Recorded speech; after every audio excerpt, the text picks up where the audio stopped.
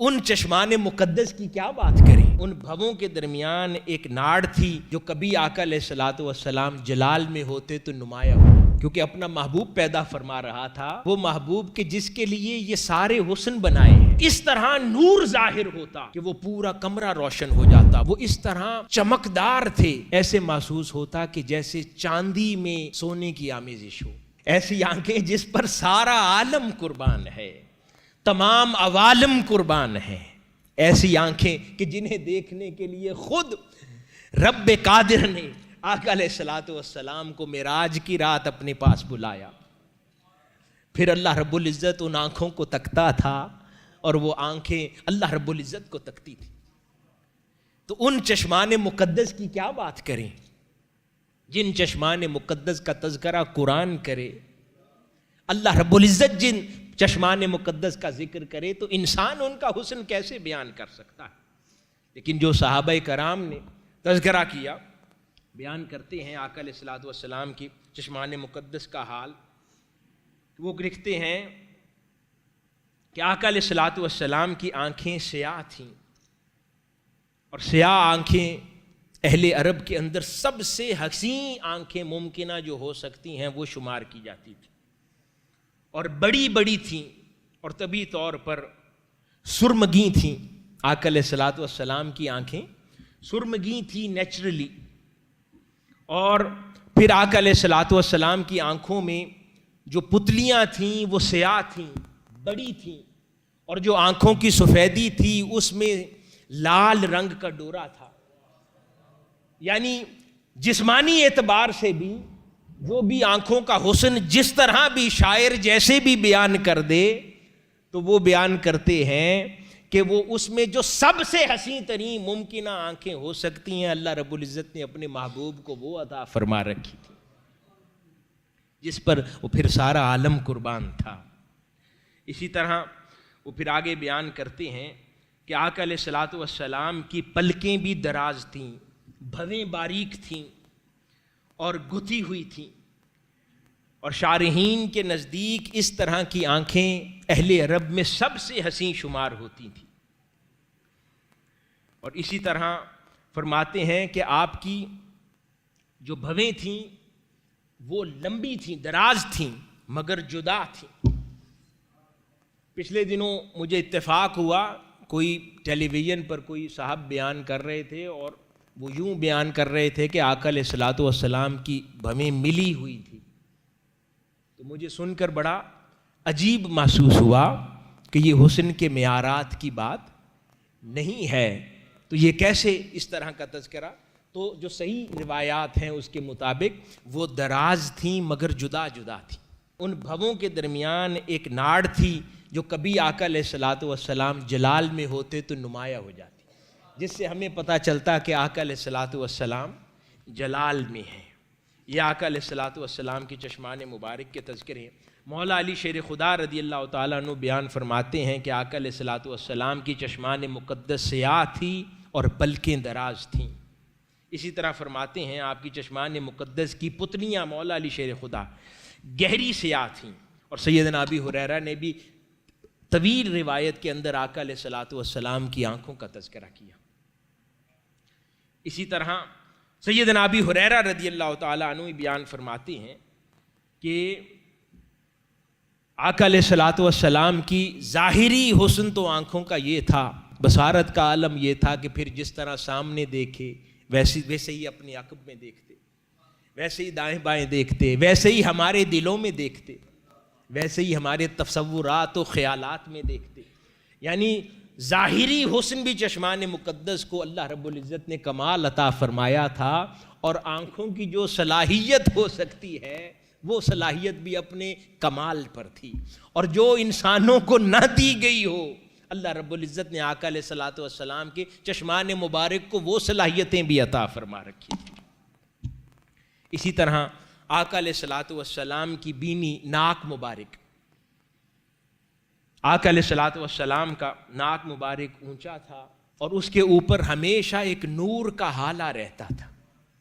وہ چمکتا رہتا تھا، اور آقا علیہ الصلوۃ والسلام کے چہرہ انور کی رونق اور نورانیت میں اضافہ کیا کرتا۔ اسی طرح آقا علیہ الصلوۃ والسلام کے رخسار مبارک، اس کے بارے میں بیان کیا کرتے ہیں صحابہ کرام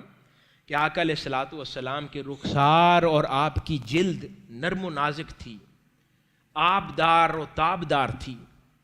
اور نرم و گداز رخسار تھے، ہمہ وقت تازگی اور بشاشت کی کلیاں آپ کے رخساروں پر چٹکتی رہتی تھی۔ آپ کے رخسار مبارک نہ بہت ابھرے ہوئے تھے اور نہ بہت دھسے ہوئے تھے، کمال اعتدال تھا اور جمال توازن تھا۔ اسی طرح ان پر سرخی گلاب جیسی تھی۔ اور پھر وہ بیان کرتے ہیں کہ آقا علیہ الصلوۃ والسلام کے رخسار مبارک اپنی نزاکت اور نرمی میں کمال تھے۔ اسی طرح ایک اور صحابی نے بیان کیا کہ آقا علیہ الصلوۃ والسلام کے رخسار مبارک ہموار تھے۔ کسی نے کہا کہ نہایت موضوع اعتدال پر تھے۔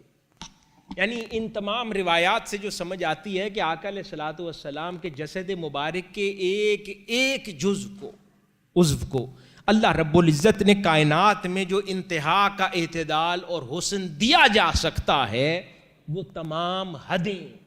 اللہ رب العزت نے آقا علیہ الصلوۃ والسلام سے حسن میں پار کروائی ہے، یعنی اس کا کمال عطا فرمایا ہے۔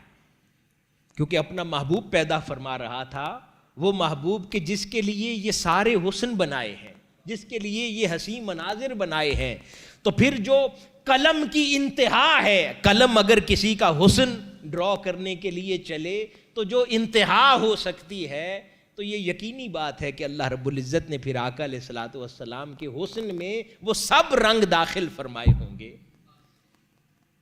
کہ جس پر پھر ہر حسن اور ہر رنگ فدا ہو جائے۔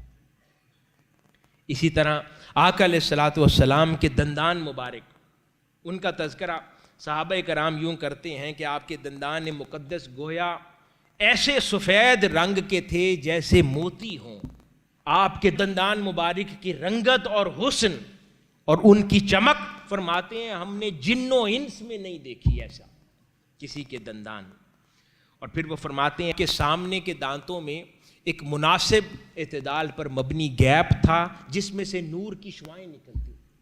پھر صحابہ کرام بیان کرتے ہیں کہ جب آقا علیہ الصلوۃ والسلام ہم سے کلام فرماتے اور اپنا لب عطر آپ کا جب کھلتا تو اس سے اس طرح نور ظاہر ہوتا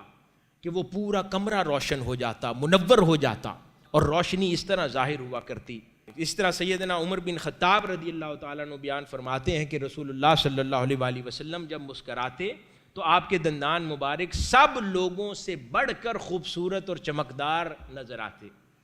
اسی طرح حضرت عبداللہ بن عباس رضی اللہ تعالیٰ عنہ بیان کرتے ہیں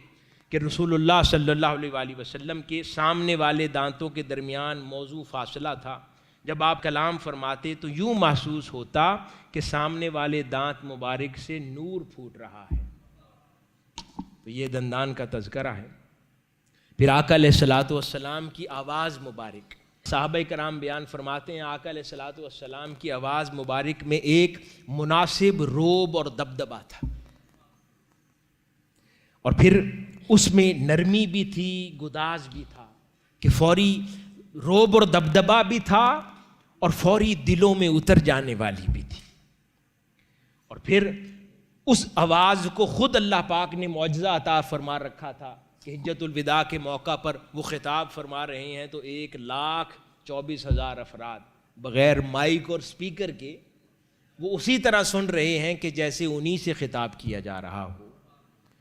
تو یہ عطا فرما رکھا تھا۔ پھر آقا علیہ الصلوۃ والسلام کے جسم اطہر کے دیگر پہلوؤں کے حوالے سے صحابہ کرام بیان فرماتے ہیں تذکرہ۔ پھر آقا علیہ الصلوۃ والسلام کی گردن مبارک، اس کے حوالے سے صحابہ کرام بیان کرتے ہیں کہ وہ نظر آنے والے گردن کے حصے جن پر نگاہ پڑتی وہ اس طرح چمکدار تھے، ایسے محسوس ہوتا کہ جیسے چاندی میں سونے کی آمیزش ہو۔ اس طرح آقا علیہ الصلوۃ والسلام کے وہ حصے جو ہم دیکھ پاتے جسم کے، وہ اس طرح چمکدار اور نورانی تھے۔ اسی طرح آقا علیہ الصلوۃ والسلام کی ریش مبارک وہ بھری ہوئی تھی، ہمیشہ تراشی ہوئی رہتی، حسین تھی اور مکمل تھی۔ اور آپ کے وصال کے وقت آپ کے سر انور اور آپ کی ریش مبارک میں کچھ روایات کے مطابق صرف 20 سفید بال تھے اور کچھ روایات کے مطابق صرف 14 سفید بال تھے جب آپ کا وصال ہوا، اور آپ جسمانی طور پر جوان محسوس ہوتے صحابہ کرام کے مطابق۔ اسی طرح آقا علیہ الصلوۃ والسلام کی ذات اقدس، پھر آپ کے شانے اور بغلیں، سینہ مبارک بالوں سے بھرا ہوا نہیں تھا، یعنی ہر وہ شے جو حسن کے لیے سب سے بے مثال مانی جائے اللہ رب العزت نے وہ عطا فرما رکھی تھی۔ تو آپ کے سینہ اقدس پر بالوں کی ایک باریک سی لکیر تھی، باقی سینہ اقدس حسین تھا، اور وہ بالوں کی حسین لکیر ناف تک ختم ہو جاتی، باقی آپ کا سینہ اقدس، شان مبارک وہ سب تھی۔ پھر آپ کے بازوؤں پر بھی بہت زیادہ کثرت سے بال نہ تھے، مناسب اور اعتدال کے ساتھ روایات میں آتا ہے کہ تھوڑے بال تھے۔ پھر سیدنا علی رضی اللہ تعالیٰ عنہ فرماتے ہیں کہ آپ کے اللہ رب العزت نے جو جوڑ، ٹانگیں، گھٹنے اللہ پاک نے مضبوط بنائے تھے، اور ایک مضبوط شخصیت کے مالک اور جسم کے مالک انسان کے جوڑ محسوس ہوتے تھے۔ سیدہ عائشہ صدیقہ رضی اللہ تعالیٰ عنہ بیان کرتی ہیں کہ آقا علیہ الصلوۃ والسلام کے دست مبارک اور ہتھیلیوں کا کیا کہنا، ان کو کوئی چھو لیتا تو ویسا ریشم کائنات میں کسی نے نہ ٹچ کیا ہو، اس طرح نرم و ملائم تھے۔ اور پھر آپ کی انگلیاں اس طرح گوشت سے بھری تھیں، دست مبارک، اور لمبی تھیں، اور چاندی کی ڈالیاں محسوس ہوتی تھیں، اس طرح حسین تھیں۔ آپ کی پنڈلیاں مبارک مناسب اعتدال پر تھیں اور مناسب بال تھے ان پر، یعنی ہر شے اللہ رب العزت نے کمال حسن اور اعتدال پر قائم فرمائی تھی۔